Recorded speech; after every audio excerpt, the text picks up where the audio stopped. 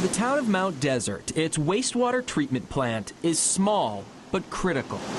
It does vary from during the season. But a scare 3 years ago showed even this secluded district can still become a target. I came to work, tried to access some of our files in my computer, and I wasn't able to. I was locked out of them. Superintendent Ed Montague says a pop-up told him to pay a ransom or the hackers would sell the district's data on the dark web. Get a hold of us in 3 days. If you don't get a hold of us in 3 days, the ransom is going to go up.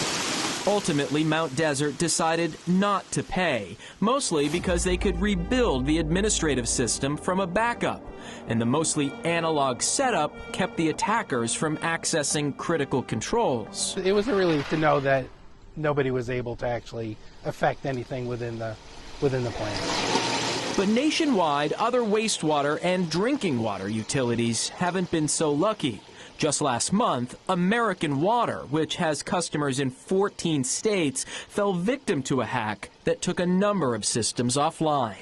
Cyber is the new warfare, and it's coming at us in all kinds of different ways. Senator Angus King, who co-chairs the National Cyberspace Solarium Commission, says both public and private organizations are vulnerable, especially if they're operating on outdated systems without dedicated cybersecurity staff. We've had that happen in Maine to hospitals. We've had it happen to cities and towns in Maine. And now we're seeing it on the water systems. And the water systems are so vulnerable because they're relatively small. Twice this year, water utilities in Maine have been targeted by phishing campaigns. The fake emails were made to look like they came from the state's drinking water program, even using maine.gov at the top, asking utilities to verify information within 24 hours or their license would be revoked. Luckily, the state says no utility fell for this, but Senator King says it mirrors a trend being seen across the country. Something like 80% of successful cyber attacks are because somebody in the organization hits on a phishing email. Recent inspections by the Environmental Protection Agency found more than 70% of large drinking water systems nationwide are not meeting basic cybersecurity standards, which the agency called alarming. Is that a wake-up call? Oh, it's certainly a wake-up call, but we know that stuff is happening.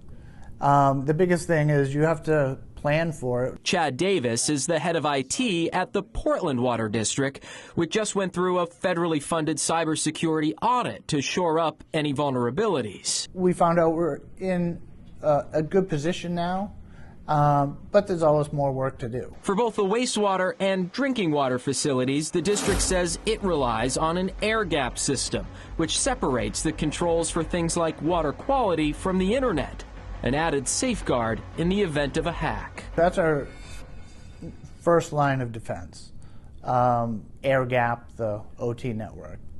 The next thing we do is supply training to all end users on the admin network. It is definitely a priority. Back in Mount Desert, Ed Montague says his district brought in a federal cyber expert after their ransomware attack, prompting them to make some security changes. He did tell us what we were doing right, and he did have some suggestions for things that we could do better. And with the threat and tactics from hackers constantly evolving, experts say the time is now to prepare to hopefully prevent the worst. The next Pearl Harbor will be cyber, and we've got to be ready for it.